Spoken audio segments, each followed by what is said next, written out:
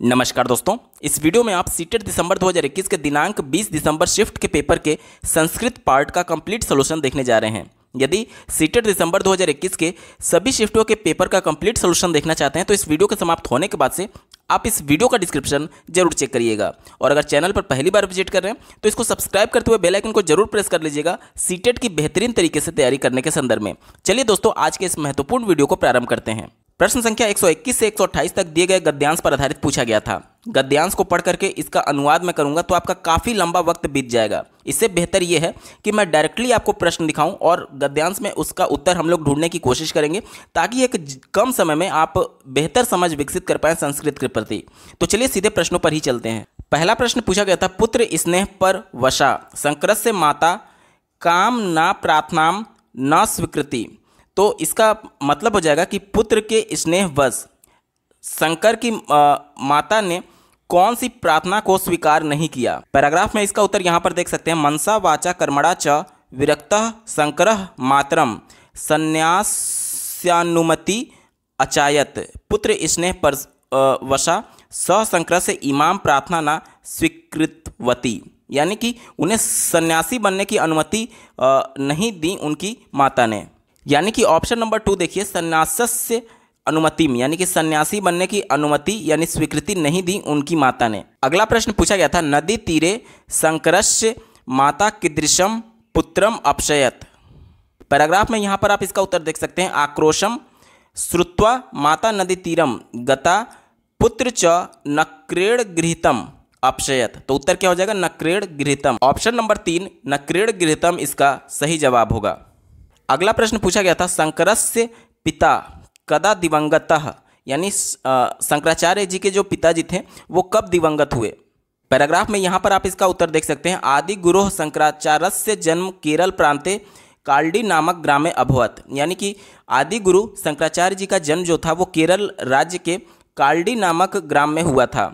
अस्य पितुः नाम शिव गुरु आसीत, इनके पिता का नाम शिव गुरु था। अस्य जन्मनः प्रागेव सह दिवंगत, यानी कि इनके जन्म से पूर्व ही वो दिवंगत हो गए, यानी कि मृत्यु को प्राप्त हो गए। तो इसका उत्तर क्या हो जाएगा? ऑप्शन नंबर 2 देखिए, शंकरस्य जन्मनः पूर्वम, यानी कि शंकराचार्य जी के जन्म के पूर्व ही उनके पिता दिवंगत हो गए थे। ऑप्शन नंबर 2 सही विकल्प है। अगला प्रश्न पूछा गया था, शंकरः मातरम का प्रतिज्ञाम कृत्वा संन्यासम गृहीतवान। पैराग्राफ में यहाँ पर आप इसका उत्तर देख सकते हैं। एवं मन्यते यत् मरणासन्ना माता यदय वास्य स्मरणम अकरोत तदय वायम तत्सीपम आगच्छत। तो इसका ऑप्शन नंबर 1 देखिए, माता स्मरणे स आगमिष्यति, इसका सही जवाब हो जाएगा। अगला प्रश्न पूछा गया था, निम्नलिखितेषु प्रयुक्तः कः शब्दः क्त प्रत्यांतः नास्ति, यानी दिए गए शब्दों में से किसमें क्त प्रत्यय के साथ अंत नहीं हुआ है। तो यहाँ पर देख लीजिए, क्त प्रत्यय जो होता है ये किसी में जब मूल शब्द में बनता है तो अंत में तह का सेंस आता है। ठीक है, जैसे कि अगर हम लोग बात करें कि दृश्य धातु में अगर क्त प्रत्यय लगता है तो दृष्टः बनता है। इसी प्रकार से हस धातु में क्त प्रत्यय लगेगा तो हसितः बनेगा, श्रु में क्त प्रत्यय लगेगा तो श्रुतः बनेगा, लिख में क्त प्रत्यय लगेगा तो लिखतः बनेगा। इसी प्रकार से देखिए, आप पहला ऑप्शन देखिए, उपगतः और विरक्तः, ये साफ शब्दों में लग रहा है कि अंत में त आ रहा है, तो ये आपका होगा क्या? क्त प्रत्यय अंत में लगा हुआ है। और इसी प्रकार से वीर चितानी जो है इसमें भी क्त प्रत्यय लगा हुआ है, लेकिन आपको अंत में तह वाला जो सेंस है ये नहीं आ रहा होगा। तो जैसा कि आपको ज्ञात होगा, पुल्लिंग, स्त्रीलिंग और नपुंसक लिंग 3 रूप चलते हैं, तो उसमें से ये एक है, इस वजह से आपको ऐसा नहीं दिख रहा है। लेकिन अगर बात करें ऑप्शन नंबर 3 की, अर्चयत, तो इसमें ये क्त प्रत्यय नहीं लगा हुआ है। चूंकि आपसे नहीं वाला पूछा गया था तो ऑप्शन नंबर 3 ही इसका सही जवाब हो जाएगा। अगला प्रश्न पूछा गया था, वचसा शब्दे का विभक्ति, यानी वचसा शब्द में कौन सी विभक्ति है। तो वचसा का हिंदी में अर्थ होता है वचन द्वारा। क्या होता है? वचन द्वारा। अब ये देखिए, जो ये कारक चिन्ह है द्वारा, ये किस में आता है? आप स्क्रीन पर विभक्ति और कारक चिन्ह देख पा रहे होंगे। यहाँ पर देखिए के द्वारा आता है, और कौन सा कारक है? करण कारक है। और विभक्ति कौन सी है? तृतीया विभक्ति है। तो इसका उत्तर क्या हो जाएगा? वत्सा शब्द में कौन सी विभक्ति है? तो ऑप्शन नंबर 2 देखिए, तृतीया विभक्ति इसका सही जवाब हो जाएगा। अगला प्रश्न पूछा गया था, ब्रह्म भावम उपगतः इतस्य प्रयोगस्य क भाव, यानी कि इस ब्रह्म भाव उपगतः का प्रयोग करने का क्या भाव है, इस पैराग्राफ में आपसे पूछा जा रहा है। पैराग्राफ के बिल्कुल अंतिम लाइन में इसका उत्तर मेंशन किया गया है। अन्ते च द्रावत्रिंसे एव वैसी स ब्रह्म भावम उपगतः। यहाँ पर अंत की बात की गई है, यानी कि बिल्कुल मृत्यु की, मोक्ष की बात की गई है। तो पैराग्राफ में ब्रह्म भावम उपगतः किस सेंस में आया है? तो यह मोक्ष प्राप्ति के सेंस में आया हुआ है। ऑप्शन नंबर 3 इसका सही जवाब हो जाएगा। अगला प्रश्न पूछा गया था, अपठत इतस्य अर्थे गद्यांशे क शब्द प्रयुक्त, यानी कि अपठत के अर्थ के सेंस में गद्यांश में कौन सा शब्द प्रयुक्त किया गया है? इस गद्यांश में अपठत के सेंस में यानी पढ़ने के सेंस में कौन सा शब्द यूज किया गया, आप यहाँ पर देख सकते हैं। जन्मनेव प्रतिभा संपन्नतया सकुलोचिता विद्या शीघ्रमेव अधित्वान। तो ये अधित्वान पढ़ने के सेंस में यूज किया गया। ऑप्शन नंबर 4 अधित्वान इसका सही उत्तर है। प्रश्न संख्या 129 से 135 तक भी एक पैराग्राफ पर आधारित पूछा गया था। सीधे प्रश्नों को हल करते हैं ताकि आपका समय व्यतीत ना हो अनुवाद करने में। पहला प्रश्न पूछा गया था, वानर योत्पत्ति कम वृत्तांतम अश्रीरोत। यहाँ पर आप देख सकते हैं, अथ पूर्वमेव त्यकत राजभवन वानर योत्पत्ति इमम वृत्तांतम अश्रीरोत। तो इमम की बात की गई है, तो यानी पहले लाइन को भी आपको पढ़ना होगा। एवं अश्वोपचराय बहवो वानरः घादिता। ऑप्शन नंबर 4 देख सकते हैं, अश्वानाम उपचारे बहवा वानरा घातिता इसका सही जवाब हो जाएगा। अगला प्रश्न पूछा गया था, वानर योत्पत्ति सरोवरस्य किम वैचित्र्यम ज्ञातवान। इसका उत्तर आप यहाँ पर देख सकते हैं, एवं चिंतयन सह वने स्थितस्य एकस्य सरोवरस्य वैचित्र्यम ज्ञातवान सह को अपि तम सरोवरम प्रविशति स नास्मेति। तो विकल्प नंबर 3 देखिए, यह सरोवरम प्रविशति स नश्यति इसका सही जवाब हो जाएगा। अगला प्रश्न पूछा गया था, वानरस्य केन चातुर्येण राक्षसः प्रसन्ना अभवत्।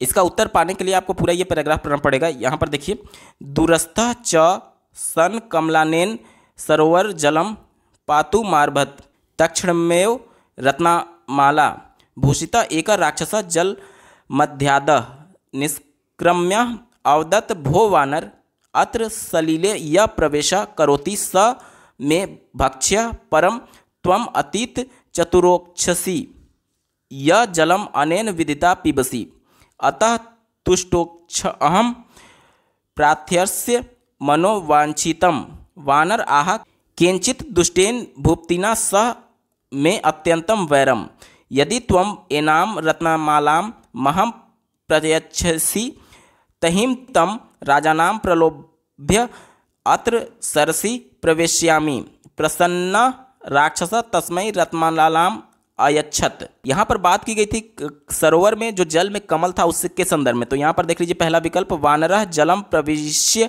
कमलानेन जलम अपीबत। ऑप्शन नंबर 1 इसका सही जवाब है।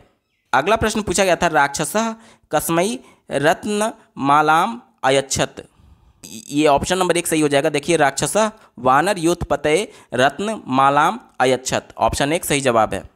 अगला प्रश्न पूछा गया था, आर्भत इत्यत्र निर्माण प्रक्रिया क्या, यानी आर्भत का निर्माण का प्रक्रिया क्या है आपसे पूछा जा रहा है। तो यहाँ पर देख लीजिए, ऑप्शन नंबर 2 आ प्लस रभ लंग लकार प्रथम पुरुष एक वचन में ये निर्माण होता है। ऑप्शन नंबर 2 इसका सही जवाब होगा।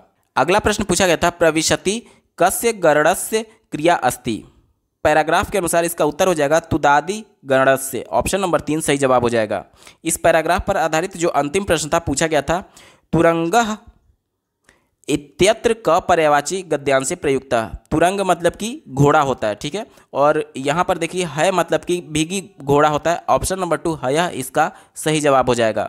अगला प्रश्न पूछा गया था, भाषा शिक्षकाय निम्नलिखितेषु कः विधि सर्वोत्कृष्टा अस्ति, यानी कि भाषा शिक्षण के दौरान निम्न में से कौन सी विधि सबसे उपयुक्त होगी। पहला विकल्प दिया गया, भाषण काले एव तेन छात्र संशोधित्व, मतलब कि भाषा के दौरान अगर कोई छात्र कोई गलती कर देता है तो उसे तुरंत संशोधित कर देना चाहिए। ये विकल्प पॉजिटिव है, लेकिन मैं स्टार लगा रहा हूँ, आगे आपको पता चलेगा क्यों। दूसरा देखिए, संशोधनस्य कार्यम संपूर्ण कक्षाया क्रियाकलाप रूपे कर्तव्यम येन छात्रा पुनः त्रुटि न कुर्युः, यानी कि संशोधन कार्य जो है वो समस्त कक्षा के सामने क्रियाकलाप के रूप में कराना चाहिए, जिससे छात्र अगली बार यानी पुनः ये त्रुटि ना करें। ये भी आपका पॉजिटिव सेंस में, लेकिन आगे हो सकता है कि इससे अप्रोप्रिएट आंसर आपको मिले। तीसरा देखिए, छात्राणाम त्रुटिनाम संशोधनम कदापि ना करणीयम, यानी कि ये कहा जा रहा है कि छात्रों की त्रुटियों को कभी भी संशोधित नहीं किया जाना चाहिए टीचर के द्वारा। तो ये तो बिल्कुल ही निगेटिव था, आपका उत्तर नहीं होगा। चौथा विकल्प देखिए, अध्यापकस्य कर्तव्यम अस्ति यत् सह त्रुटिनाम विश्लेषणम कुर्यात् तासाम प्रकारम जानियात् तदा त्रुटिनाम क्षेत्रम स्पष्टम कृत्वा पुनः अध्यापयेत। इसका मतलब ये हुआ कि अध्यापक का कर्तव्य यह है कि वह सबसे पहले त्रुटियों का विश्लेषण करे और उसके बाद से ये जानने की कोशिश करे कि बच्चे गलती क्यों कर रहे हैं, विश्लेषण करने के बाद से, और पुनः उन त्रुटियों के क्षेत्र पर स्पष्टीकरण देते हुए पुनः उसी टॉपिक को पढ़ाए। इससे बच्चों का जो भाषा के प्रति शिक्षण होगा वो एक तरीके से अर्थपूर्ण होगा, और यही सबसे ज़्यादा पॉजिटिव ऑप्शन है और यही आपका उत्तर भी होगा। अब देखिए, पहले और दूसरे विकल्प पे मैंने स्टार क्यों लगाया था। देखिए यहाँ पे पहले में ये कहा गया था कि बच्चों के त्रुटियों को संशोधित करना चाहिए जैसे ही वो गलती करते हैं। तो ये वाला जो ऑप्शन है ये इसी में इंक्लूडेड है कि त्रुटि को संशोधित तो करना है, लेकिन उसके पीछे का कारण जान करके और उसके बाद से स्पष्टीकरण देकर के त्रुटि को संशोधित करना है। इससे बच्चों का जो ज्ञान होगा वो अर्थपूर्ण होगा। तो पहला विकल्प चौथे में इंक्लूडेड है। दूसरा देखिए, कहा जा रहा था कि संशोधन कार्य सभी कक्षा के सामने करना है ताकि सभी छात्रों को इस प्रकार की त्रुटि पुनः ना करे, ऐसा त्रुटि ना दोहराएं। तो ये भी पॉजिटिव था, लेकिन ये कहीं ना कहीं इस चौथे वाले विकल्प में शामिल है। ये भी क्यों? क्योंकि जब आप त्रुटियों का विश्लेषण करके पूरी कक्षा को एक साथ पढ़ाएंगे, उस त्रुटियों के बारे में बताएंगे, तो निश्चित तौर पर पूरी कक्षा को लाभ जरूर होगा, लेकिन इसमें विश्लेषण और पुनः शिक्षण का कार्य नहीं था। इस वजह से ये कम एप्रोप्रिएट था, और सबसे ज़्यादा जो मोस्ट एप्रोप्रिएट है वो ऑप्शन नंबर 4 ही है कि सबसे पहले त्रुटियों का विश्लेषण करेंगे कि बच्चे आखिर गलती कर क्यों रहे हैं, उसके बाद से त्रुटि के क्षेत्र पर कार्य करेंगे, स्पष्टीकरण देंगे कि आपने ये गलती की है, उसके बाद से पुनः अध्यापन करेंगे और उसके बाद से जो बच्चों का अधिगम होगा वो अर्थपूर्ण होगा। तो ऑप्शन नंबर 4 मोस्ट एप्रोप्रिएट है, यही आपका उत्तर हो जाएगा। अगला प्रश्न पूछा गया था, श्रवण पद्धत्या भाषा शिक्षणस्य प्रक्रियायाम निम्नलिखिते विशेष बलम दत्तम, यानी कि श्रवण पद्धति के माध्यम से जो भाषा शिक्षण की जाती है वो विशेष रूप से किस पर बल देता है।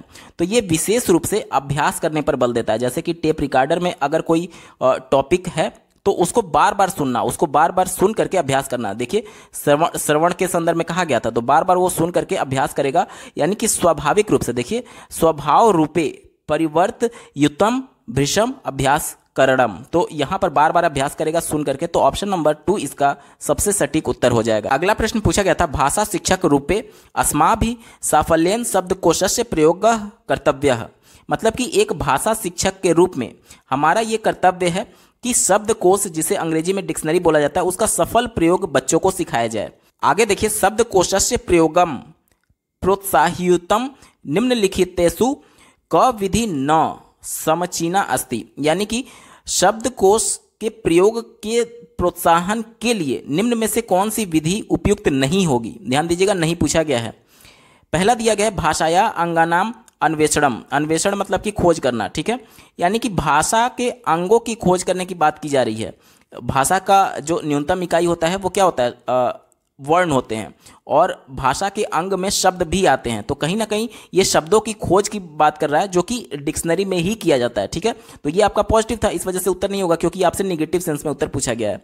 दूसरा देखिए, दिया गया संदर्भानुकूलम शब्दार्थस्य चयनम, यानी कि संदर्भ के अनुकूल शब्दों के अर्थ का चयन करना, यह भी बिल्कुल पॉजिटिव था। आप जब डिक्शनरी में देखते होंगे तो जो वर्ड आप ढूंढ रहे हैं उससे से मिलता जुलता जो समानार्थी शब्द होते हैं उनका भी मीनिंग दिया गया रहता है, तो उसी के सेंस में यहाँ पर प्रयोग किया गया है। तो चूंकि ये पॉजिटिव था शब्दकोश यानी डिक्शनरी के प्रयोग के संदर्भ में, इस वजह से आपका उत्तर ये भी नहीं होगा।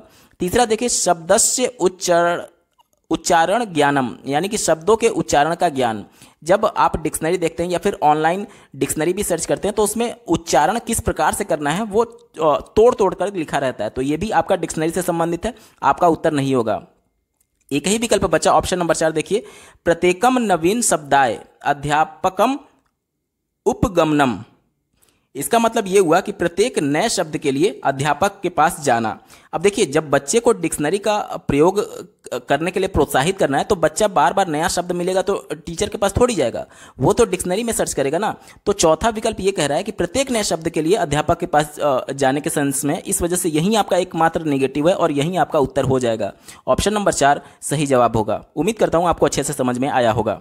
अगला प्रश्न पूछा गया था निम्नलिखितेषु प्रमाणिक श्रवणस्य किम उदाहरणम, यानी कि प्रमाणिक स्वर का निम्न में से कौन सा उदाहरण है। तो आप देख लीजिए, अगर बात करें पहला दिया गया है कथा श्रावणम यानी कथा सुनने का, तो ये प्रमाणिक नहीं होता है, तो ये निगेटिव हो गया। दूसरा देखिए उच्च पाठनम यानी ऊंची आवाज में पढ़ना, तो ये भी आपका प्रमाणिक नहीं है। चौथा देखिए गायनम यानी गाना गाना, ये भी आपका प्रमाणिक नहीं है। लेकिन अगर बात करें रेडियो प्रसारणम, तो ये आपका प्रमाणिक है। क्यों प्रमाणिक है? देखिए प्रसारणम, रेडियो तो आप जानते हैं कि ये श्रवण एक तरीके से सामग्री हो गया, और रेडियो का जो प्रसारण होता है वो इसलिए प्रमाणिक माना जाता है क्योंकि ये जो भी रेडियो के चैनल हैं वो सभी गवर्नमेंट के अंतर्गत, जो प्रसारण मंत्रालय है उनके अंतर्गत ये सभी रजिस्टर्ड होते हैं, इस वजह से ये प्रमाणिक माना जाता है। तो रेडियो प्रसारणम ये आपका प्रमाणिक श्रवणस्य का उदाहरण हो जाएगा। ऑप्शन नंबर 3 इसका सही उत्तर है।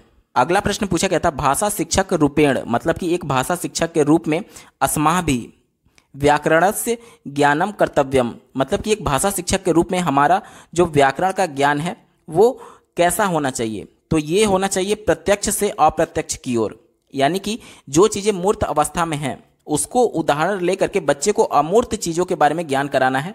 तो ऑप्शन नंबर 3 इसका बिल्कुल सही जवाब हो जाएगा। अगला प्रश्न पूछा गया था निदानात्मिकायः परीक्षायः सफलता निम्नलिखिते आश्रिता अस्ति, यानी कि निदानात्मक परीक्षण का जो सफलता है वो निम्न में से किस पर आश्रित होता है। तो यह अधिगम प्रक्रिया के दोषपूर्ण ज्ञान पर आधारित होता है, मतलब कि जो अधिगम प्रक्रिया है उसमें अगर दोषपूर्ण प्रक्रिया अपनाई जा रही है जिससे बच्चे को समस्या हो रही है किसी चीज़ को सीखने के दौरान, तो क्या समस्या हो रही है उसी को जानने के लिए यहाँ पर निदानात्मक परीक्षण किया जाता है। और बच्चे को अगर कोई दिक्कत हो रही है तो जाहिर सी बात है जो अधिगम प्रक्रिया अपनाई जा रही होगी उसमें कुछ त्रुटि होगी, कुछ दोष होगा, और इसी दोष को जानने के लिए निदानात्मक परीक्षण किया जाता है। तो ऑप्शन नंबर 4 इसका सही जवाब हो जाएगा। अगला प्रश्न पूछा गया था भाषा शिक्षणस्य कक्षायां छात्रः आत्मनं प्रथम भाषायाः अधिगमे कठिन्यम अनुभवति यत्, ये बोला जा रहा है कि भाषा शिक्षण की कक्षा में छात्र अपने स्वयं के प्रथम भाषा क्या होता है? प्रथम भाषा आपकी मातृभाषा होती है, आपका मदर टंग होता है। यानी कि भाषा शिक्षण की कक्षा में बच्चा अपनी स्वयं की मातृभाषा के अधिगम में कठिनता महसूस करता है। ऐसा क्यों होता है? तो यहाँ पर देख लीजिए, ऐसा इस वजह से होता है क्योंकि जो प्रथम भाषा है, जैसे मान लीजिए यूपी बिहार के लोगों की अगर प्रथम भाषा मदर टंग हिंदी है तो वो हिंदी अपनी इन्वायरमेंट से पहले सीख करके आए हैं, फिर भी जब आप विद्यालय में हिंदी पढ़ते हैं तो आपको कठिन लगता है। ऐसा क्यों? क्योंकि इसलिए कठिन लगता है कि अब विद्यालय में आप औपचारिक तरीके से पढ़ रहे हैं, अभी तक आपने कोई व्याकरण का नियम नहीं पढ़ा था। जब आपका जन्म हुआ आपके परिवार में तो आपके माता पिता और आपके आस पड़ोस के लोग हिंदी बोल रहे थे, और इसी वजह से आप अपने आप को एक्सप्रेस करने के लिए हिंदी भाषा को उनसे अर्जित कर लिए। कहने का मतलब कि बिना व्याकरणों के नियम के और बिना औपचारिक तरीके से चीज़ों को सीखना इन्वायरमेंट की वजह से ये अर्जन कहलाता है, और व्याकरण के नियमों के तहत औपचारिक तरीके से किसी चीज़ को सीखना उसका अधिगम कहलाता है। तो अभी तक जो लैंग्वेज आपने सीखा था मदर टंग, उसके लिए कोई आपने प्रयास नहीं किया था, वो आपके इन्वायरमेंट की वजह से आपने उसे अर्जित कर लिया था। चूंकि अब व्याकरण के नियमों और औपचारिक तरीके से आपको सीखना है विद्यालय में, इस वजह से आपको कठिनता महसूस होती है। ऑप्शन नंबर 2 देखिए, विद्यालयस्य भाषा गृहस्य भाषया तुलनायाम औपचारिकी भवति, यानी कि जो विद्यालय की भाषा है वो गृह की भाषा यानी घर की भाषा के तुलना में औपचारिक होता है, इस वजह से कठिनाई महसूस होती है। ऑप्शन नंबर 2 सही जवाब हो जाएगा। अगला प्रश्न पूछा गया था कथा श्रवणेन छात्रः निम्नलिखित कार्य सहायताम प्राप्नोति, यानी कि कथा सुनने से छात्रों में क्या विकसित करने के लिए यानी क्या प्राप्त करने के लिए सहायता मिलती है। तो ये देख लीजिए, कथा के माध्यम से यानी कहानी के माध्यम से बच्चों में कल्पनाशीलता का विकास किया जा सकता है। तो ऑप्शन नंबर 4 में कल्पनाशीलता दिया गया है, तेषाम कल्पना शक्ति है विकासे, यानी कि उनके कल्पनाशीलता में विकास किया जा सकता है। ऑप्शन नंबर 4 सही उत्तर हो जाएगा। अगला प्रश्न पूछा गया था छात्राणाम लेखन योग्यतया मूल्यांकनस्य सर्वोत्तम विधि अस्ति, यानी कि छात्रों के लेखन योग्यता के मूल्यांकन के लिए निम्न में से सबसे सर्वोत्तम विधि कौन सी है। तो लेखन योग्यता का मतलब ये नहीं होता है कि आपकी राइटिंग कैसी है, लेखन योग्यता का मतलब ये होता है कि आप अपने विचारों को लिखित अभिव्यक्ति के माध्यम से किस प्रकार से अभिव्यक्त कर रहे हैं, यानी कि आप अपने मौलिक विचारों को कितने अच्छे तरीके से प्रस्तुत कर पा रहे हैं, यही लेखन योग्यता होती है। तो यहाँ पर देख लीजिए ऑप्शन 3 में दिया गया है स्वानुभवाम लेखनम, स्वा मतलब कि अपना अनुभवाम मतलब कि अपना अनुभव, यानी कि स्वयं का अनुभव, जाहिर सी बात है यूनिक होगा, मौलिक होगा, सृजनात्मक होगा। तो ये स्व अनुभव यानी अपने अनुभव को लिखना ही लेखन योग्यता है। ऑप्शन नंबर 3 सही जवाब होगा। अगला प्रश्न पूछा गया था, पूर्वम उदाहरण पूर्वकम नियमान शिक्षित्वा तदनु तेषाम अभ्यासः क्रियते पद्धति इयम किम कथ्यते। यानी कि ध्यान से समझिएगा, सबसे पहले उदाहरण दिया जा रहा है, पूर्व में उदाहरण दिया जा रहा है, उसके बाद नियम बताया जा रहा है, नियम की शिक्षा दी जा रही है, उसके बाद फिर से उसका अभ्यास कराया जा रहा है। तो यह पद्धति क्या कहलाएगा? तो यह पद्धति निगमनात्मक विधि उपयोगिता कहलाएगा। निगमनात्मक का मतलब क्या होता है? पहले नियम बताना, लेकिन यहाँ पर किया जा रहा है कि पहले उसको उदाहरण बता करके फिर नियम बताया जा रहा है और फिर उदाहरण बताया जा रहा है। इस वजह से कंफ्यूज मत होइएगा कि ये कि आगमनात्मक विधि होगा। यहाँ पर एक तरीके से इसका जो उपयोग है निगमन विधि का, उसको थोड़ा ब्रॉड किया गया कि पहले उदाहरण बता दिया गया, फिर नियम बताया गया, फिर उदाहरण का प्रैक्टिस कराया जा रहा है। तो इस वजह से ये निगमनात्मक विधि उपयोगिता, ऑप्शन नंबर 3 इसका बिल्कुल सही जवाब हो जाएगा। अगला प्रश्न पूछा गया था, क्रियाकलापेषु व्याकरण नियमाः रुचिकरेण स्पष्टेन विधिना च प्रस्तोत्वया येन। यानी कि जो क्रियाकलाप के माध्यम से व्याकरण के नियम को रुचि पूर्ण तरीके से स्पष्ट करना, इससे क्या होता है? तो इससे क्या होता है? बच्चों में आंतरिक संरचना जानने में मदद मिलती है। ऑप्शन नंबर 1 इसका सही जवाब हो जाएगा। छात्रा आंतरिक संरचनानाम जानयु, ऑप्शन नंबर 1 सही उत्तर होगा। अगला प्रश्न पूछा गया था, साहित्य अर्थस्य, यानी कि साहित्य का जो अर्थ होता है वो बहुत स्तर लिए हुए होता है। मतलब कि जैसे आप जानते हैं कि सागर में गागर भरना, या फिर जिस प्रकार से अलंकार छंद का प्रयोग साहित्य में किया जाता है, यानी कि उसके कई मीनिंग्स निकल सकते हैं, बहुत स्तर हो सकते हैं। ऑप्शन नंबर 4 इसके सही जवाब हैं। अगला प्रश्न पूछा गया था, भाषायाः व्यावहारिका पक्षा भाषा शिक्षणस्य डैश प्रोपनोतिम प्राप्तवन्तः। यानी कि जो भाषा का जो व्यवहारिक पक्ष होता है वो किस प्रकार से भाषा शिक्षण के माध्यम से किया जा सकता है? तो ये वार्तालाप के माध्यम से किया जा सकता है। देखिए, व्यवहारिक की बात की गई है। जैसा कि आप लोग जानते होंगे कि जो आपका मदर टंग है, जो आपकी प्रथम भाषा है, वो व्यवहारिक भाषा के तौर पर आपने इन्वायरमेंट के में सिर्फ वार्तालाप करके सीखा था। तो यही पूछा जा रहा है आपसे कि भाषा शिक्षण में भाषा को व्यवहारिक पक्ष कैसे सीखा जा सकता है, कैसे प्राप्त किया जा सकता है? तो ये वार्तालाप के माध्यम से, यानी कम्युनिकेट करने के माध्यम से, इंटरेक्शन के माध्यम से ही हो सकता है। ऑप्शन नंबर 1 इसका सही जवाब है। अगला प्रश्न पूछा गया था, भाषा कक्षायाम साहित्यिक पाठ्य सामग्र्यः पाठनाय अधिगमाय च प्रयोगः कर्तुं शक्यते। यानी कि जो साहित्यिक पाठ्य सामग्री है उसका प्रयोग भाषा की कक्षा में एक तो अधिगम के लिए किया जा सकता है और दूसरा किस प्रयोग में किया जा सकता है, आपसे पूछा जा रहा है। तो देखिए, भाषा साहित्य के माध्यम से बच्चों में नए शब्दों के भंडार को बढ़ाया जा सकता है। तो ऑप्शन नंबर 1 देखिए, भाषा कार्याणाम नौ शब्द भंडारस्य च, यानी कि भाषा कक्षा में साहित्य पाठ्य सामग्री के माध्यम से अधिगम के साथ साथ बच्चों में 9 शब्द यानी नए शब्दों के भंडारण में वृद्धि की जा सकती है। ऑप्शन नंबर 1 सही जवाब हो जाएगा। दोस्तों, हम लोग पेपर के बिल्कुल अंतिम पड़ाव में आ चुके हैं। अभी तक का ये वीडियो आपको कैसा लगा कमेंट के माध्यम से जरूर बताइएगा, क्योंकि आपका एक कमेंट मुझे मोटिवेट करेगा ऐसे ही महत्वपूर्ण वीडियो लाने के संदर्भ में। इस पेपर का अंतिम प्रश्न पूछा गया था, व्याकरणस्य अध्यापन विषय किम कथनम सत्यम अस्ति। यानी कि व्याकरण विषय के अध्यापन में निम्न में से कौन सा कथन सही है? तो जो व्याकरण होता है वो संदर्भ के अनुसार पढ़ाया जाना चाहिए। इसका मतलब क्या हुआ? इसका मतलब ये हुआ कि भाषा की कक्षा में जो कहानी के माध्यम से चीज़ों को सिखाई जा रही हैं, उसी कहानी में ही व्याकरण को संदर्भ के अनुसार प्रयोग किया जाना चाहिए, ताकि बच्चे उससे को रिलेट कर पाएँ अपने आप को और उससे संदर्भ लेते हुए सीख पाएँ। तो ऑप्शन नंबर 3 इसका बिल्कुल सही जवाब हो जाएगा।